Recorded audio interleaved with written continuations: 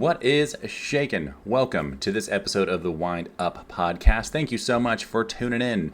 Be sure to give it a like and subscribe or follow the show wherever you're consuming your podcasts. You can also follow us on any of our social networks. That's on YouTube, Instagram, the Book of Face, and the social network formerly known as Twitter. The handle on all of those will be at MTGA Wines.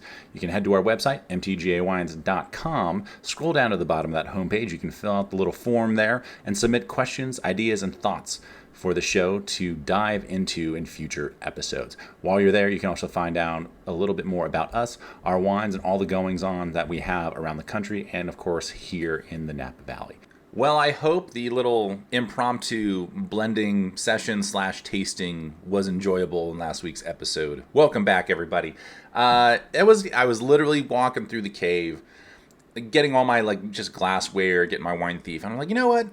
We did this a while back and did some blending and some trials and things like that. Let's kind of go through it one more time and bring people into, behind that cellar door so we can talk about, how a wine actually gets created. What are the components of it, how we, think about it on the winemaking side to pull it all together. That's the good stuff. That's the kind of stuff we love to do, bring you into our world. I probably need to figure out the sound and the acoustics in there. I probably need to buy one of those, some of you have probably seen those influencers and whatnot. They have the little, fluffy microphone that's right, they just hold it in their hand. It's that way I can do that kind of stuff and and hopefully make it sound a little bit better. It seems as though it seems like some of you guys enjoyed that episode, so we're happy to do it. But we're back here in the office, the command center. I also feel, I gotta say this too, I feel like anytime I record something out at the winery, and I rarely look at the views and the likes. I'm kind of that post it and forget it kind of guy when it comes to social media. I just kind of let it go out there. Let's see what kind of traction it gets, and we'll go from there. And we'll let the chips fall where they may. But anytime we do something in the winery, it seems to do better from just a I guess a market penetration kind of thing. I don't know. I don't know the lingo. I'm officially at that point, when it comes to social media and some of this stuff where I just don't know the lingo anymore. But we're out here trying to do it anyway. We're just going for it, winging it, as it were. It was, that kind of stuff is, it was fun to do last week, very last minute. And frankly, I did it kind of as a distraction for myself, because of how quickly this growing season has begun. I'm I normally I feel as though I have another couple of weeks during the spring to kind of get ready for the growing season. I mean, that said, all of us winemakers at some point during the spring season are like, oh my God, it's bud break already. And we start freaking out because it feels as though it's happened too fast or too late or too early, rather. There's always some kind of stress around it. For us, Brittany and I mean, we were in Chicago for, she was there for, I think, 10 days. I was there for 5. And, it's 15 degrees. It's snowing still. The river's green for St. Patrick's Day. And I come home to 90 degrees and sunny, and bud break had happened in, mid-March, basically. And it's early. The issue with an early bud break like that, when the vines start pushing out and they start growing again, is you're susceptible to, winter storms that might roll through for, mildew issues. If you have a frost that comes back through, you could lose a good swath of your crop for that year. It gets really treacherous really fast. Now, all of us now, and we just got through a little rainstorm over the last couple of days. It's going to be 70 and sunny now for at least the next 10 days or so, which is perfect. I mean, we'll take it nice, cool. We don't want a bunch of rain necessarily. We definitely don't want that frosty weather to come through. But all of us are holding on to our butts because there might be some people that don't, deal with this all the time or haven't, at least in recent history. But when I grew up out here, March into April was always frost season. And there was an alarm that my dad had next to his bed that as soon as the temperature at the winery hit 38, 36 degrees, it would go off. We'd have to get out there, fire up the wind machines, This tells you how long we've been doing this, is that we had smudge pots out there as well too. For those of you that don't know what a smudge pot is, it's basically a metal drum at the bottom of it with like a smokestack attached to it, and you fill that with fuel of some sort and light it on fire and just let it burn in the middle of the vine rows. If some of you have been paying attention to what's going on, I think in France right now, for certain, I don't know, I don't think it's grapevines, but I think it's other fruit trees and things like that. Maybe they have been dealing with it in some of their vineyards as well. You've seen them kind of light these like oil cans and things along the vineyards. And what that does is there's some radiant heat that comes off of that, but it's more about the inversion layer that it creates to help keep it warmer in and around the vine. So not exactly kosher from like a, environmental standpoint these days, but that's what we used to do, and now you have the wind machines, you have sprinkler systems, you have all kinds of things. But that's what we're worried about right now. As a kid, I actually loved doing it. I loved getting out early. I loved being in the vineyard in the middle of the night, like trying to sort all this out. It was just a lot. Plus, I was lighting stuff on fire. Like, it was a ton of fun. And 9 times out of 10, we got to go to Gilwood's Cafe here in St. Helena and just have a great greasy bacon egg breakfast, at 6 in the morning, because they would be open super early, especially during certain points of the growing season for like the wine industry, like for us that were up in the middle of the night dealing with this kind of stuff. And the same would go like for harvest. Like certain places used to do that. Maybe not as much anymore, which is kind of a bummer, but things change and all that good stuff. So the growing season started. We're a few weeks into it at this point.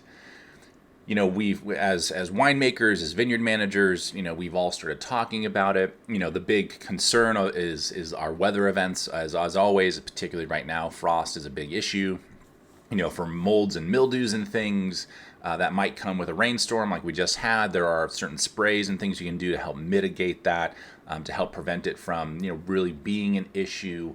Right now, out at a lot of the vineyards we work with and out at the family's place, we are suckering, which is, there's always that green growth where you want it to be, like it buds out on the cordons and the canes and things. And there's always some other shoots that pop up just randomly on the vine. So we want to just lop those off, get rid of them. We don't want any extraneous growth on the vine. So that's kind of the big thing on the to-do list right now.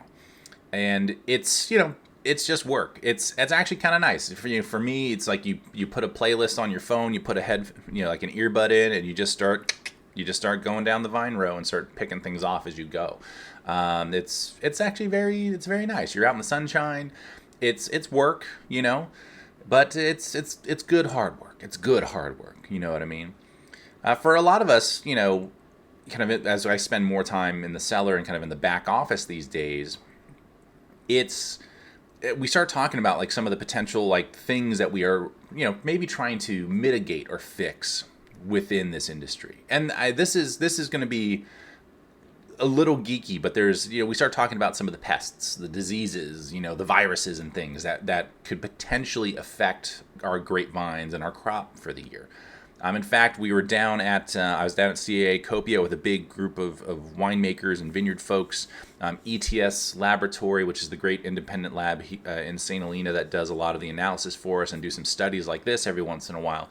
They started doing some studies on red blotch, which is a virus that affects grapevines. There's a particular little leaf hopper that basically transmits it from one vine to the next. They don't think it's like a mechanical thing, like if you're pruning and you prune an infected vine, like that won't necessarily carry it over, although it doesn't sound like anyone's done that study according to the research they presented.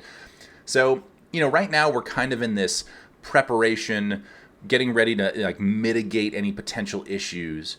The interesting thing though, and this might be surprising to you, especially with and this is why I wanted to bring it up actually, is there's still so much that we don't know, and I wanted to bring up this red blotch conversation, and because it's something that is, one, incredibly interesting. Like if you're a gardener, if you're just a big fan of wine and the process of going from, grapevine to bottle, this is something that is really interesting and I think really keys into the challenges that we face when in just producing wine, and not even producing the wine, but just growing the grapes to make said wine. Now, some of you have probably been here in the fall, and you've seen these vineyards that are like, are this beautiful reddish yellow color. Well, guess what? The red is actually a virus, and it's a problem. It's really pretty. It makes the scenery gorgeous. It is actually affecting overall vine and, frankly, fruit quality. What's interesting about this particular virus, we're going to get really nerdy here for a second, is that it transmits through the phloem of the vine, which is basically the highways that kind of send nutrients and things to certain parts of the vine. What's interesting about it, though, is that it's not like a circular system. Like, it basically goes from the roots to like a specific cane and to a specific spot and back down. It doesn't really cross into other sections of the vine. So when a vine has this disease, it might only be on like one section of that vine because that one specific phloem is infected by it. So I know that's a lot of like vineyard jargon, like plant jargon, like really, really fast. But to give you an example, because some of you have seen grapevines, and let's say you have, I wish I could have had I should have like brought up Microsoft Paint or something so I could explain this. But let's say you have a vine that has like 4 cordons on it, right? I'm using my hands. For those of you who are listening, I apologize. I should have thought this through. Should have thought ahead a little bit. We have 4 cordons, right? And let's say there's like 2 on either side. So you basically have like an H-shaped vine if you're looking at it from the top down. What's really interesting is that when they took samples from some of these infected vines to kind of figure out how this virus moves, how it impacts fruit quality, and how it kind of spreads throughout a vine, is that on like on 1 or 2 of them, you'd see like a really high virus load. They can actually measure like how many, like in essence, like parts per million of virus there are in this vine. And you'd have 2 that are like really, really high, like millions of, of this virus. And then you'd have another section on the other side of the vine that maybe has like tens of thousands. And then on the other side, the last cordon there would be like 300. So what the problem is when you're testing for this in a vineyard, or you're trying to fix it by replanting or figuring out what vines are diseased so you can, tear them out and spot replant them, not maybe tear out the whole vineyard, but replant that vine specifically, is that if you test the wrong section of a vine, you might get a false negative, right? Because if you test the one section that doesn't have any disease, but the other 3 sections do, now all of a sudden you still have the problem, right? So going out into then this is the way I took it, just going out into a vineyard and testing for this virus in particular is incredibly inefficient. There's just not a good way to do it. You can kind of ballpark it based on looking for symptoms and then maybe testing for virus load if you have this particular leafhopper, which I guess, typically likes alfalfa. So if you have alfalfa in and around your vineyard or property anywhere, maybe it's time to try and get rid of that in some way, shape, or form, replant with other cover crops. Maybe that's a mitigating effect. And they can't really figure out, how or why that happens. And there's not exactly a cure or anything we can do for it. For this virus in particular, what you'll see are the negative effects is that as you get later into the season, there's typically less sugar content. The acidity is a lot higher. So you're not getting those richer, kind of rounder characteristics that you might expect from a Napa Valley vineyard, so to speak. So, with this gift and potentially curse of a really long growing season, if you are a vineyard that has a lot of this red blotch virus in it, that does not bode particularly well, even if you have a long season, because your fruit still might not get there. It's a fascinating thing, and they just don't know enough about it. They kind of know how it's transmitted through this one particular bug, which is great. We can try and mitigate that pest as best as possible, which is nice. Once it's in the vineyard, though, testing for it's incredibly tough. And even nurseries that provide plant material, the vines that we're planting, will test for it for the most part. But being that it's in this phloem and can be specifically affecting small segments or small portions of a vine, if they're not testing the right section of that vine, you might be getting infected stuff from the nursery. Now, we like to think that that doesn't happen, that their processes are as good as you could expect. But the gentleman presenting this information was like, they could probably be better, which, of course, for us is like, well, that's not great news. You mean this is a problem like with the original plant material that we're getting when we're starting a vineyard? Like, this is like, it's, and we can't, like, there's no like ace up our sleeve for this. There's no workaround. There's nothing, right?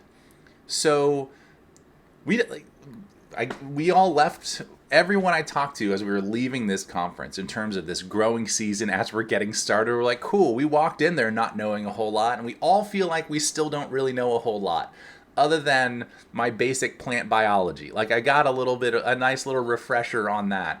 But there's not a whole lot that we can do here, But it brought up what I think is a really like interesting thing. And it really kind of comes with this, like, hopefully what is the gift of a very long growing season, similar to what we've had over the last couple of years. And many of you know who have had our wines, they're a lot more restrained. They're not as juicy and jammy and rich as where Napa has gone more recently. So as people are talking about this red blotch and like sugars not getting to like a certain point that we expect them to be, you're like 26, 28 bricks. I'm like, oh, that's fine. Like, I don't need that. Oh, you mean the acidity in the grapes is going to be higher? Like, I'm cool with that because that's the style of wine I want to make. That was kind of the jacked up part for me. I'm like, I'm not saying that this virus is a good thing, but it's not the worst thing for me. In fact, with the long growing season that we had last year, there's a new Merlot vineyard that we tested out in Stag's Leap. That's in barrel right now. And had a great conversation with the grower, got the contract all signed, and partway through July, I started seeing this virus start to like pop up. There were leaves already starting to turn red. Like, the vineyard was already hurting in July, and I was like, oh no, this is gonna go pretty poorly. And luckily, with the long season that we had last year, it got to where we needed to go. It was something that got to a point between the sugar level, the acidity, like the grape chemistry worked out, but it also happened so early in the season. I was like, oh no, like this is going to be really tough. And unfortunately, I haven't actually talked to that grower just yet, but it is a conversation that will have to happen. It is going to be hey, by the way, like, this is what happens. This is the issue with this virus. If you're asking X amount of price for this fruit again, like, I can't pay that. Like, this is just, as I know you think it's a great vineyard and you're very happy with the quality. However, we're rolling the dice if we use this vineyard. It's not a clean vineyard site, basically. Luckily last year we had this nice long season. Things did get to where we wanted to go. But let's say this year, for some reason, it's a much shorter season. That the heat really kicks on, things are starting to dry out, we haven't gotten probably as much rain as we've wanted to, and we start seeing things, raisin, maybe the sugar content, the acidity is still pretty low, the acidity is really, really high, but things are dehydrating out in the vineyard. Like, now we're compounding problems here, right? And it starts to become a real issue. So this is now the kind of stuff with certain like contract negotiations that we have to like sort out, as a wine business. And this is what everybody will do, based on, shopping for new vineyards or fruit sources or trying new things out. Like, this is kind of the due diligence that you have to do. And if you've used that vineyard for a season and you've seen some of this really kind of become an issue or a potential issue, now you have to go back to the grower and be like, hey, this is a real problem here, So this long season could be a good thing in that sense, where if you have, this is the thing too, is that, the certain diseases and pests and viruses like this could degrade the vines enough where you're just never going to get to where you want to be in terms of overall ripeness. For us, looking for typically lower sugar levels, higher acidity levels in our wines, it's not that it's not an issue, but it's not as pressing as some of the others maybe.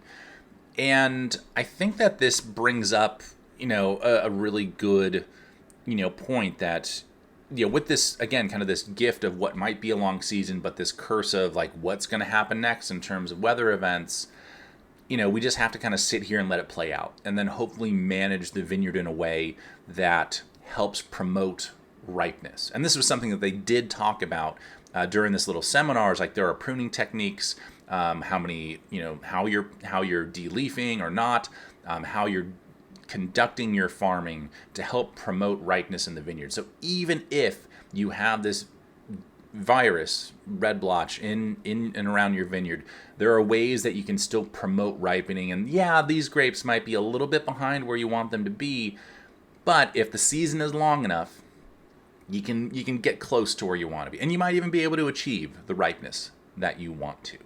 That's a good thing. So despite not really leaving with any real answers on this particular issue, we all found it, kind of nice that we're all in the same boat, just throwing stuff at the wall, trying to see what sticks. But two, willing to have these kinds of conversations and kind of bringing it back right to this, community effort. Like, hey, we all know that we're dealing with this issue in some way, shape, or form. So let's start trying to sort it out and, hopefully share that information with our colleagues so we can continue to move forward and go from there. The growing season, man, I know enough to be dangerous out in the vineyards. I'm certainly more the winemaker. I spend more time in the cellar than anywhere else, right? So I know enough to be dangerous in the vineyards. I can look at certain things, identify certain things. If there's something I like or don't like, I know how and when to speak up. I would never call myself a farmer. There are people that are far more talented in that realm than I. But it is stuff like this that I want to be aware of as a winemaker, right? That way I can go to a vineyard site and say, hey, here's what I'm seeing. What are you guys doing to mitigate this? What are you guys doing to promote ripeness? And go from there. It's a tricky thing. Now, I totally had a great point. It just absolutely flew out of my head. I hate it when this happens. I even have my bullet points like right in front of me, and for some reason it completely fluttered away from me because we covered the growing season, the beginnings of it. We got a little nerdy with our red blotch talk, the gift and the curse of the long season of trying to promote ripeness and all this stuff. There was something else that I wanted to talk about today. What was it? I'm going to have to ad-lib here for the next couple of minutes and fill some dead air to get, because we're, shoot. Oh, that's frustrating. I can't even remember what I was going to talk about next. I have, I got my couple of things and there's a great point that I wanted to make and now it's just, it's gone. I'll have one more sip of coffee and we'll see if I can't pull it back from the ether, Oh, that's the good stuff. I'm still a 30-ounce cup of coffee kind of guy in the morning. I'm halfway through it. I'm almost caffeinated enough to function. We're getting there. We're really getting there. Oh, I remember what it was. It shifts gears a little bit away from the growing season, but it kind of ties into the community aspect that I just mentioned. And it's something that just with the community and camaraderie that we do. I'm trying to write this down so I don't forget what I was talking about. There was a couple of, days ago, earlier this week, I got invited to this really outstanding wine dinner with one of our cooperages that we use. Some of you are familiar with our wines like the Repechage, the Red Blend, or Grand Cask, Cabernet. Those are the two wines that these barrels go into.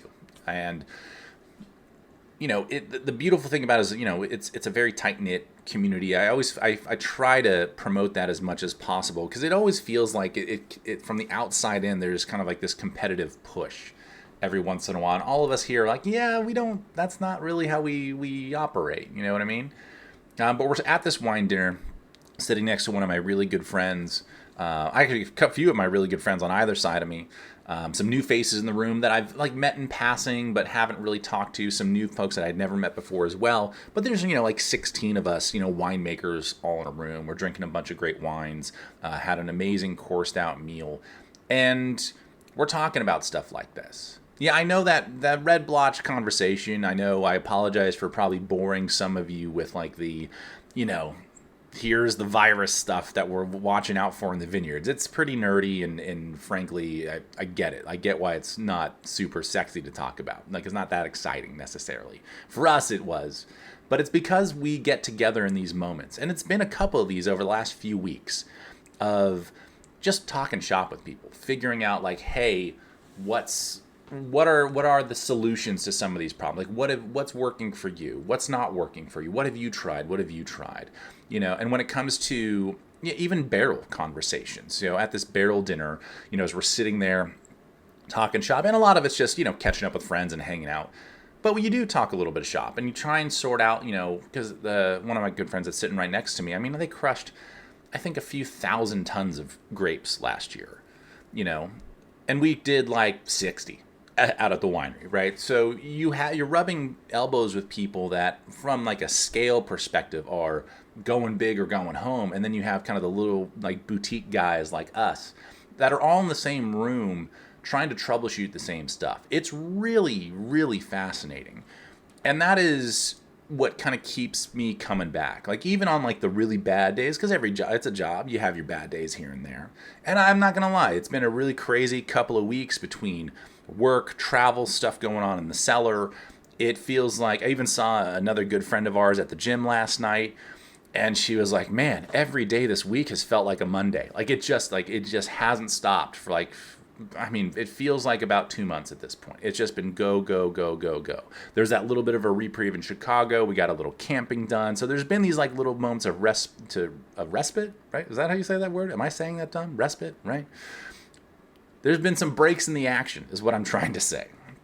It's like every once in a while you say a word, right? And you're like, that doesn't sound right. Did I screw that up, or does it just sound weird in my head because I never use that in like casual conversation enough to understand how to say it? I'm pretty sure I screwed that up. Sounded like a complete idiot, but you know what I mean. You got there with me. It's all good. Now what was I going on about? Oh, it is that thing that keeps like drawing us in, is that we all are trying to kind of troubleshoot this stuff. So, it has been a while since we've talked about more of like the businessy side of it, the kind of state of the wine industry and sales. We're going through, tax season right now. All of us are thrilled about that, I'm sure. But, we're looking at all of our numbers and our expenses and our revenues and all this kind of stuff. And I'm comparing it to years prior of like what's different, what's changed, how have we, adjusted or adapted? Like, why was 2024 so bad, but 25 bounced back? Now 26 is kind of, it's a tough start, but we're getting there. And all of us are just willing to throw this on the table and be like, let's troubleshoot this. Let's figure this out.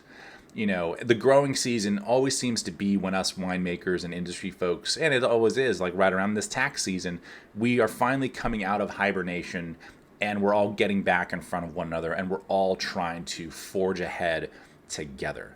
I wish there was a way to explain it and really help kind of elicit that emotion of how good it feels to be around these people and work together separately, right? Like it's an amazing experience. And I drove home from this wine dinner, and the reason I'm telling this, extra long story, I mean, you all know I can ramble quite a bit, but the reason why I wanted to tell this story was driving home from that wine dinner. It was one of those like weird imposter like syndrome-y kind of moments, like, why am I here? Why was I invited? It kind of started spiraling. I started spiraling a little bit. Luckily, I had about a half hour to drive from Napa to St. Helena, so I could sort it out with myself in the car. But it's one of those moments where it's just, it makes all the sense in the world that we're all trying to work together to, get better at what we do. But at the same time, it was like, man, this is just, it's weird sitting in these chairs kind of being that like coming up in the industry now and getting to be, a part of it and really hoping that, we can impact it in a really positive way and make it better, not just for us, but the people around us, and then hopefully the generation that comes after us. It's a really, I really wish I had a better way of explaining it. Maybe this was good enough for government work, but it is something that is really, really outstanding. It always feels like around this growing season, as we start getting out and about a little bit more, we all start talking a little bit more, getting together a little bit more, and trying to troubleshoot, some of these issues and get them to be, less problematic. And we'll see. Things like the red blotch stuff we discussed. I mean, shoot, who knows what we're going to do about that? I mean, there is no clear answer about how we start to mitigate things like that. When it comes to what barrels we use and dinners like this that we're sitting down and catching up with, it's like, okay, well, now we can kind of talk some more like just shop talk and, talk about what we're doing in the cellar, which is a lot easier for us to control because Mother Nature, obviously, you can't throw a leash around that girl. Nope, not going to happen. So it's just an amazing thing. And it leaves me a little bit, flabbergasted or, a tad emotional at times. Just like, man, we're so thankful for this community that we get to be a part of and coming together to try and sort out some of these issues. It's really, really a cool thing. And it's going to be what drives, kind of going back to, the issues that, the alcohol industry and the wine industry is having currently.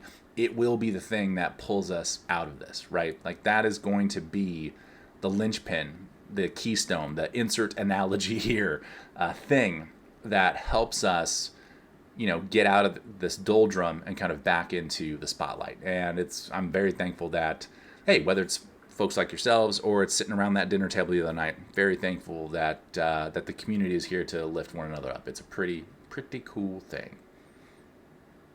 Thank you so much for tuning in to this episode of the Wind Up Podcast. I'll be back next time to continue the conversation. Until then, be sure to like and subscribe to the show. Follow us on our social networks. That's YouTube, Instagram, the Book of Face, and the social network formerly known as Twitter. The handle for all those is at MTGA Wines. Submit topics for the show on our website. That's mtgawines.com. Just scroll down to the bottom of that homepage and you'll see the form to fill out and submit questions our way. Until next time, have a great day, week, weekend, month, whatever the case may be, and we'll see you next time here on the Wind Up Podcast. Cheers.